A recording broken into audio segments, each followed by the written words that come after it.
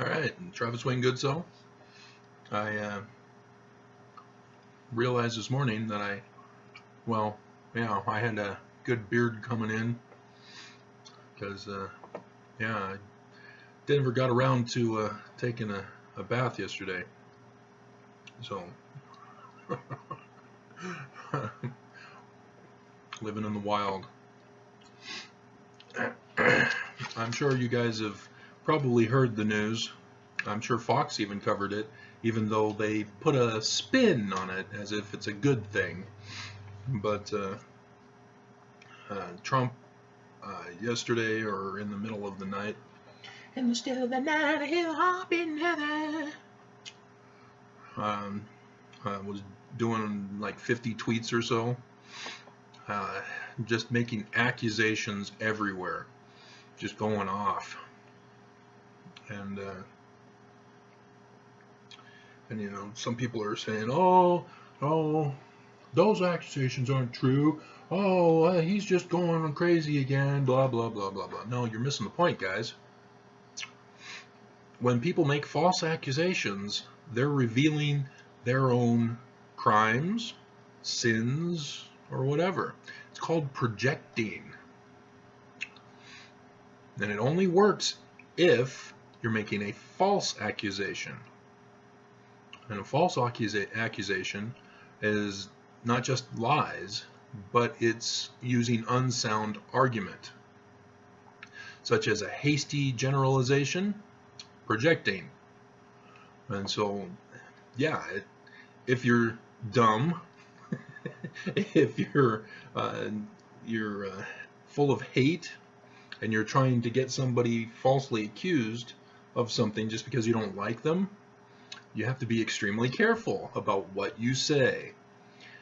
You have to be premeditatively evil as to the words you use in order to not reveal your tell, using a gambling term, because you will reveal yourself to others as projecting. And if you call them on it and you push people who project long enough, if you push them right to the core of their emotions, they will blow. And sure enough, you've confirmed it. They will reveal that they were projecting as they spew all sorts of stuff in their ranting rage. And that's always fun to do when you have somebody falsely accusing you. You just keep pushing them. And you can be calm through the whole thing. Sort of like Gayle King with that singer, R. Kelly. You just remain calm, ask targeted questions, and sure enough, ah!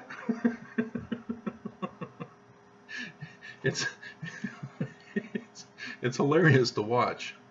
Not just with the examples we've seen, but in your own personal life with people you realize are setting you up.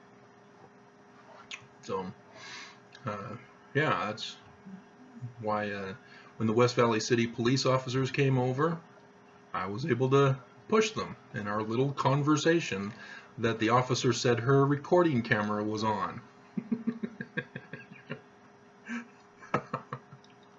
And so, yeah, things have changed around. Things are changing around here. But, there's some concerns about the new guy. So hopefully the internal affairs will have somebody do a internal or background check.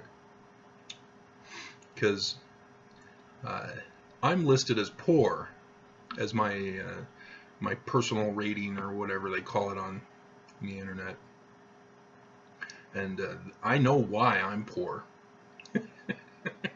Because I was arrested and did 6 years of time without a conviction of guilt. And so statute of limitations ran out on my ability to can't remember what it's called, overturn the arrest. can't think of the E word. But this other guy who's new, who's going to have access to all our records in the computer system, have access to our apartments, because he has access to the office with the master keys. And according to the preliminary indication from the internet, he's in the bad category. He's not poor, he's bad. And doing some research, I found out he was arrested back in '99.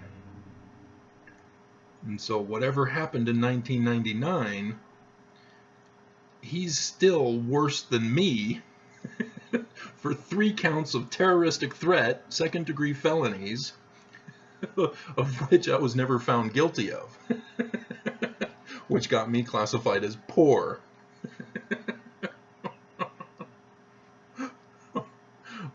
And so I don't know what this guy's done, but it doesn't look good. So yeah, that's all fun and games, isn't it? But yeah, that's a habit here in Utah.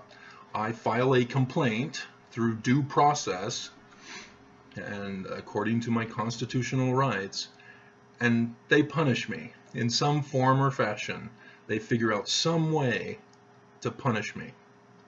Just unbelievable. So anyway, how does this apply to Mormons? Well, have you ever taken a look at Trump's accusations? Has anybody even bothered to go back and look at them all? You can go back to the campaign in 2016. Listen to all his stuff. And guess what's happening now? He's actually the one guilty of everything he was complaining about with others. You see how that works? He was projecting. You know, he calls people low IQ. Guess what? He's projecting. He's illiterate. He has a low IQ. His daddy paid to get him through the school systems.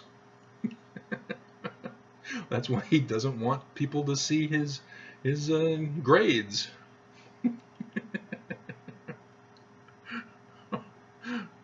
And so, yeah, it's simple how it works, but yet you'll also see that it's even worse than just covering up his IQ.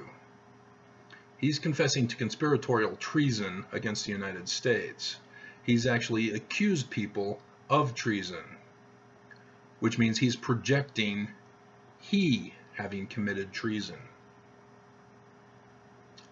So let's get to Mormons, shall we?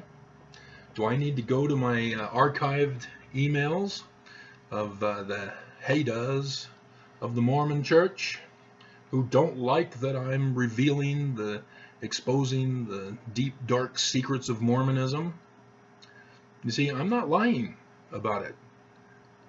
So, yes, your complaints of false accusations against me, you are projecting.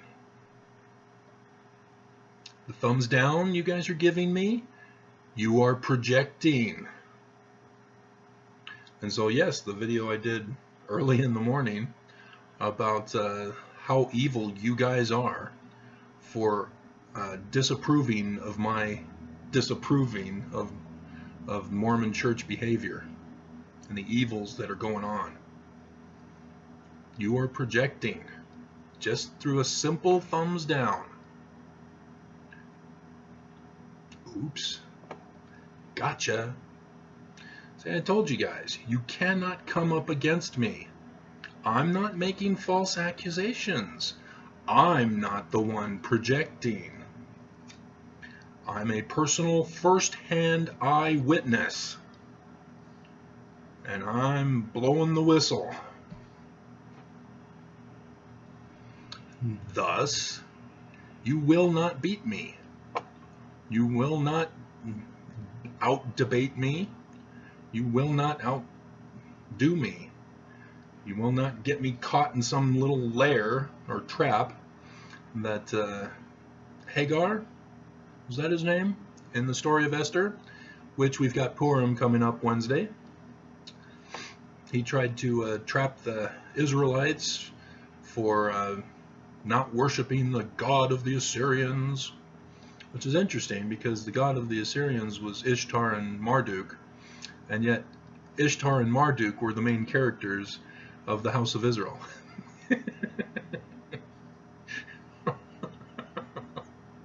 Wonder if the Jew who wrote that knew about that. But anyway, yeah.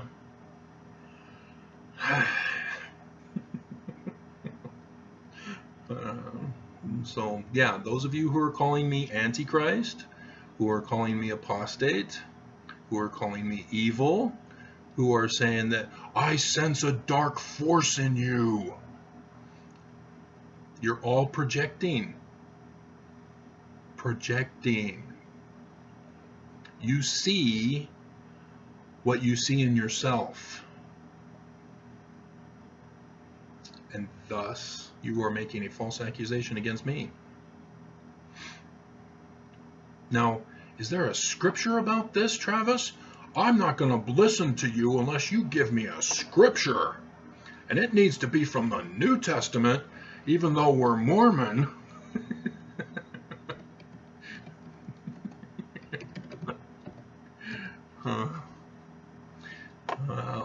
We've got it in Matthew chapter 7 and 3rd Nephi chapter 14.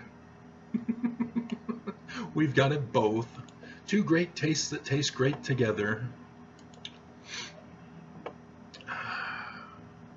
So Matthew chapter 7, and everybody knows this because they stop after the first verse. And they completely miss the context of what's being talked about here. And so, yeah, everybody loves to quote the first verse, don't they? Judge not, that ye be not judged. You can't judge me. You haven't been in my shoes. You don't know what it's like. Because all those people are doing are saying, hey, I want to commit wickedness and crime, and you can't tell me otherwise. And they quote the Bible passage out of context to justify wickedness. It's just hilarious. And so, for with what judgment ye judge, ye shall be judged, and with what measure ye meet, it shall be measured to you again. This has to do with false judgment. Why beholdest thou the mote? See, here's the explanation as to why it's false judgment.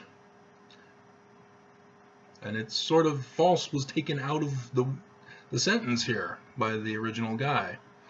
And so it says in 3, and why beholdest thou the mote that is in thy brother's eye, but considerest not the beam that is in thine own eye?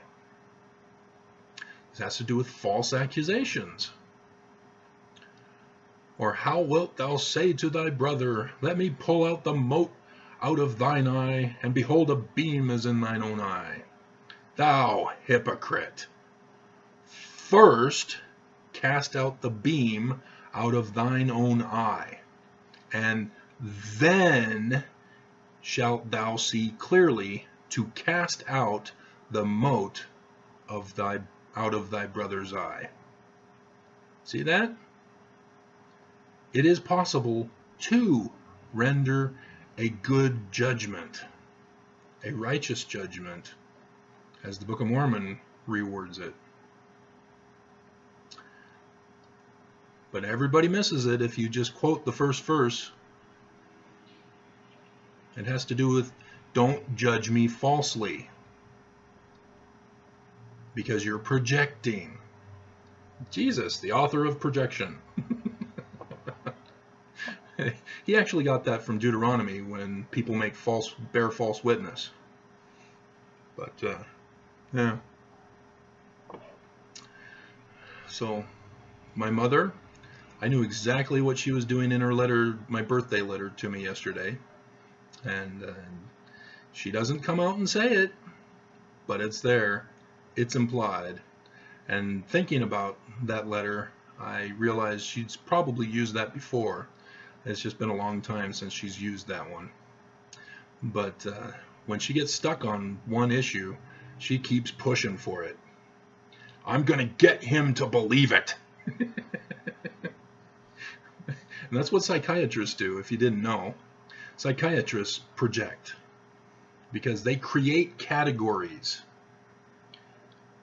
They don't do it by, oh, this person is doing this. I wonder why. Let's go into the brain and find out what the cause is. No. Outward observance is all they do. And they categorize people into categories. You know, schizophrenia, bipolar, autistic. They create the categories. And so when people come to their office for them to evaluate, they sit, have them lie on a chair as they talk about their feelings, and at the end of the session they say, okay, you fit into this category.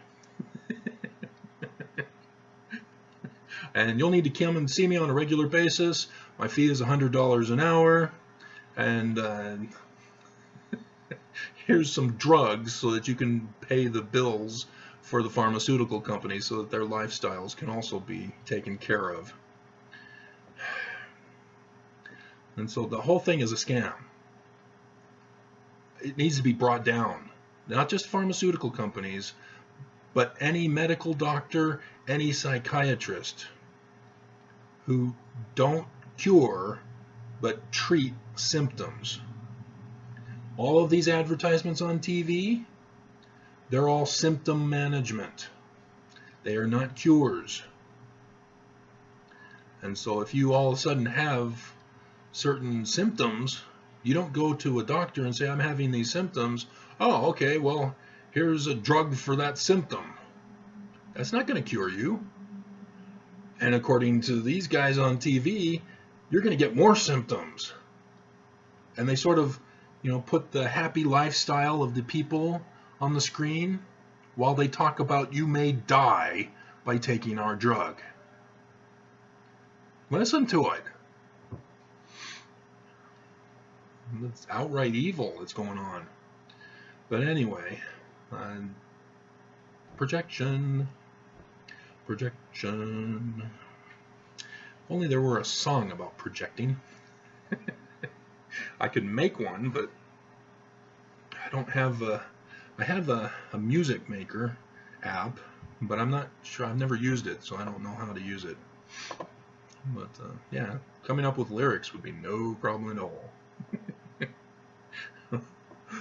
So, all right, that's it. So Mormons, go ahead, make my day.